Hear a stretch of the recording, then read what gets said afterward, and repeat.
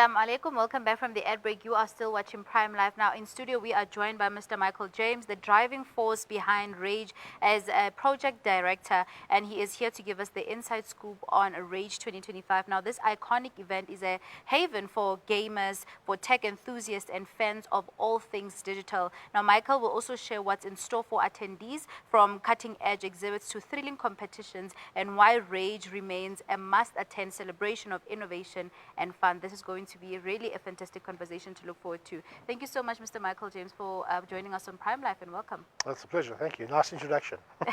Thank you so much. Now, before we actually get into the event itself, can you maybe take us back to, what is rAge? When was it incepted, and why is it that this kind of a, event setting organization came to place? Sure.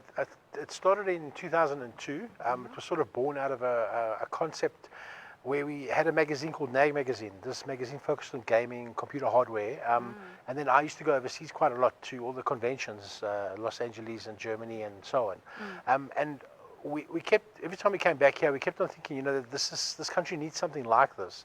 But each of those events that I went to were quite like specified as to what, they're very specific events. So we kind of created rAge as a one-stop shop for everything.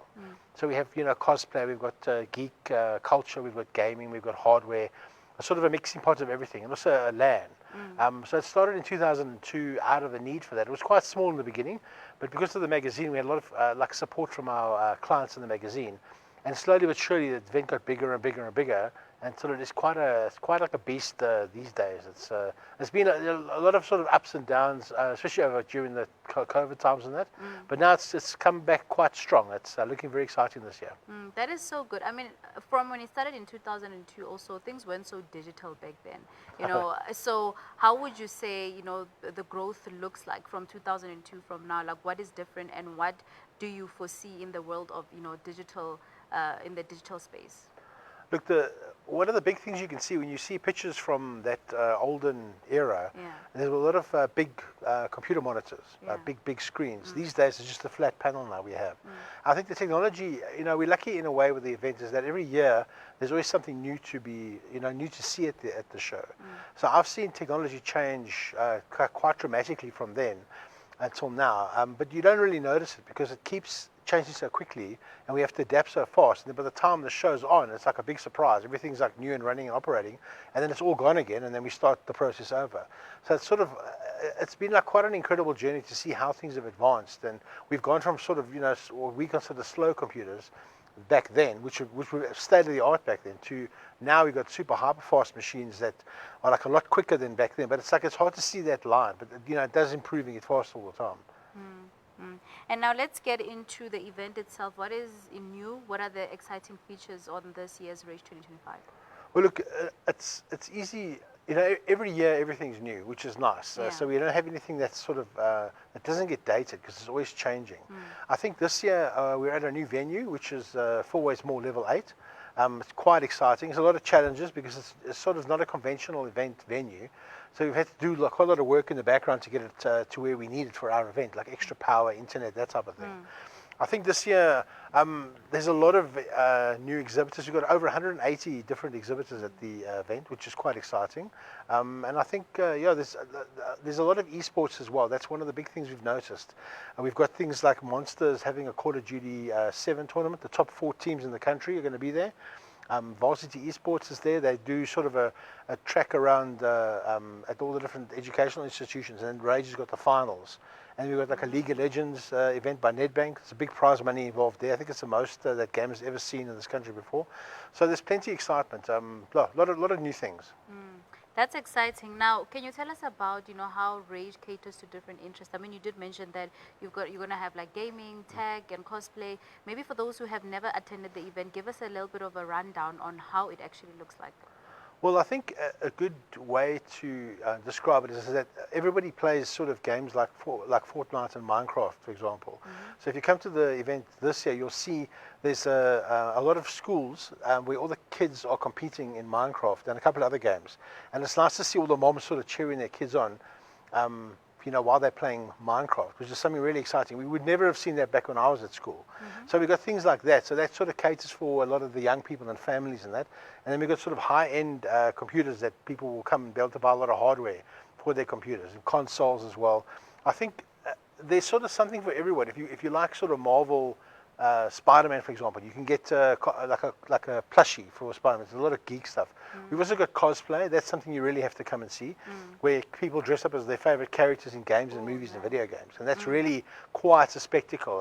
rAge kind of fostered that even early on in 2002. We were supportive of that community, and it's grown quite big now.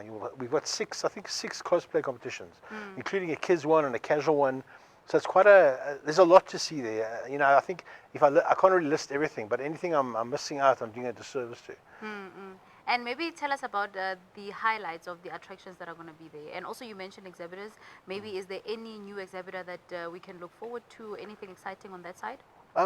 There are quite a lot of new ones. One of the nice things is we have a thing called Artist Alley, where we have 60 different artists that are producing all their own work. So you're only allowed to be in that business, in that area at least, if you are making your own products and selling them.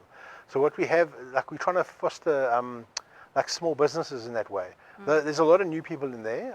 Very, very exciting. We've got Disney Plus that's at the event, which is they're going to obviously show off like a prop from one of their shows, for example. I've mentioned Monster. We've got a couple of people that do the sort of the airsoft. They've got ranges that are going to be where people can try out those airsoft replica guns, which is quite a lot of fun. There's a lot. I'm a bit stuck to list everything, but we will have a floor plan up and a list of exhibitors on our website probably next week, Monday, Tuesday, around there somewhere. Definitely, it sounds exciting. And maybe let's talk about the impact or the role that rAge plays in fostering a community, a South African community in tech and gaming. We've got, I guess you could say, it's sort of a home for people like us. People that like computers and geek culture and that sort of thing. So everybody, when you come to the show, you'll sort of be amongst people that like all of those things. And then another nice thing where we've made quite a big impact is our developers. We invite game developers to show off their new projects to the public. So these are guys that have been sitting in their garages and bedrooms making video games, and now they can sort of show them off to the public. So we've had quite a lot of key areas where we try and influence and grow the community so that they can continue then helping and growing their own community. So hopefully, I think with all those things together, it builds a nice ecosystem of in the industry. And what do you think it keeps rAge relevant? Because I mean, there's also maybe some people that also host similar events. What do you think makes rAge different from all the other events that are being hosted to celebrate and commemorate also like people that are into tech, gaming, and cosplay? Sure. I guess every year, like I say, everything is new and different. And what we do is we rely on our exhibitors to bring their best game to the event. So we always encourage them by trying to get into have the latest tech, the nicest activations, and of course giveaways. Everybody likes giveaways. So I think, in a way, they're all responsible for making the event what it is, and we help and encourage them to do that. So I'm very, very lucky to have a lot of good people that come to the show. They always put their best foot forward, which is nice. That's brilliant. And let's talk about the opportunities that rAge offers for indie game developers and local talent. Well, there's a couple of good success stories where people have shown off their games at the show, and now those same games are on sale online. So they've gone from someone who had an idea, and they've come to the show, they've seen other games that people have made, they've gone back, they've made their own game, worked on it for like a couple of years, brought it to the event, got feedback from people at the event, gone back, made those changes, and then in the background they're always working on releasing that game to the public. So I think it's a nice line you can draw from people that maybe when they came to the show as a young person, like 8 years old, for example, were inspired by what they saw there, went back, did the learning, education, found out how to do things, researched online, started making their own product, and then eventually was selling a game that they came up with to the rest of the world, which is quite exciting. I like those sort of stories, and they happen a lot. Like there's streamers that have done that, developers that have done that, people that have started off playing video games in our land section, and now they're running companies that are like selling the same thing back to the corporate world, where these guys are trying to gamify their products. And so we see a lot of that through the show. So it's been quite instrumental in building the industry and then businesses as well. I want to talk about the industry itself because I mean, for people that are not familiar with the industry, it's kind of maybe they wonder, is this something that someone can make a living out of? You know, for example, if you have a son or a daughter that's into gaming and cosplay and all of those things, and they're like, how do I even show up for this person? Because it's often a very overlooked, I think, interest, and obviously events like rAge or organizations like rAge help in fostering education. So how do you manage or make sure that even in the event itself there's education, but also you're still keeping that element of fun within the event? We've got a couple of educational organizations there, like Animation School is there, Eduvos is there. So what I think the best way to answer that is we have a lot of young people that come to the event, and we've done like from a careers choice point of view, you've got everything from a guy who can become a streamer to someone who could write the script for a video game that someone else is making. So there's lots and lots of career paths besides the usual things like IT support, and because anybody that's that passionate about the computers, that has one in their own house and play games, you've got to be quite smart to have all that equipment and kit and make it all work together. So I think it's pretty easy that there's a lot of different career paths. I guess they do seem, I guess, niche, but each one has got quite a lot of things that feed into it to make it work. Like the guy that's developed a website for someone's game, or the person that is making content for websites and streaming and that type of thing. So there's a lot of different paths. I guess the kids, if they come to the event, they see sort of the way you can learn all these things, and then also the final product of all these different careers in action at an event like that. So hopefully it's inspiring enough to get someone into that sort of that career path.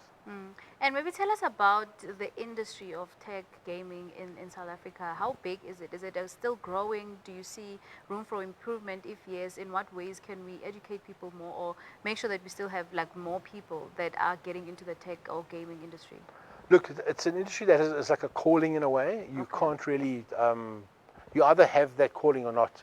And we see like lots of advances in AI coming down the line. So you can't really get away from tech and the internet and AI. You have to embrace it and make it part of your education. And the industry in this country it's very, very robust, and it grows all the time. I do think we could have a lot more like sort of variety and a lot more imagination coming in from people. But it's hard to earn a living making a video game or streaming in this country. So you have to be they've got to become hobbies that turn into, I guess, full-time careers. But there are big businesses that operate and sell hardware and run all sorts of things. So it's quite a large industry. They're very bespoke as well. That's amazing. And maybe let's talk about the plans to expand rAge. Do you foresee it going into other countries, or just like going even in across Africa? There's always a lot of interest. Every year we have people that come from different African countries to the show, and then they want to know about how they can do it in their country. So we help them, we give them advice, we show them what they do. But ultimately, it's always down to having companies that are willing to pay money to be at these events. So you have to have quite a good network, and you've got to have a good understanding of what it takes to operate an event. But the bottom line is it always does take quite a lot of funding to put something like that together, because it's expensive to put carpet stone and shell scheme and power and all those type of things, all the services and staff. So the engine itself, like it employs a lot of people to make something like that happen. And I haven't really seen. There are a lot of smaller events that happen all over Africa, and a lot of those people that have come to our show are involved in some of those aspects in that. But as far as us taking the show into Africa, it's quite a difficult thing to do, because you've got to, we know our people in this country. Trying to move it into another country, you've got to have good connections and content providers and so on over there. So we always welcome people to come and have a look and see if they can make something work. And lastly, for our listeners right now who are excited for rAge 2025, can you share dates, ticket prices, when and where is this happening? So that's the easy question. It's 5, 6, and 7 December. It's happening at Four Ways Mall, level 8. It's the very, very top level. So anytime you come to the mall, you just go straight to the top and you'll find us there. I guess tickets you can get at Howler. There are early bird prices that I think are sold out now. So they're 220 Rand if you buy the tickets now, and then 240 at the door. We've got family tickets. And then we've also got slots in our LAN where guys can stay the whole weekend and play video games with a whole lot of other guys there. So there's also tickets for that.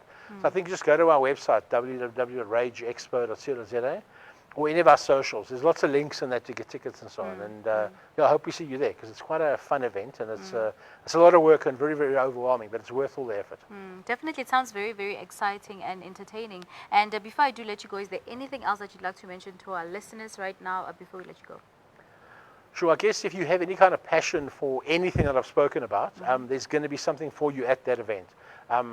Be it big, be it small, and also if you have a passing interest, definitely come through and have a look, because you might find something new that you might fall in love with, or a whole new career you could start, or just lots of ideas and a lot of energy there. So it's nice to feed off that. Thank you so much, Mr. Michael, for joining us and for just educating us on rAge and what to expect this year. Okay, thank you.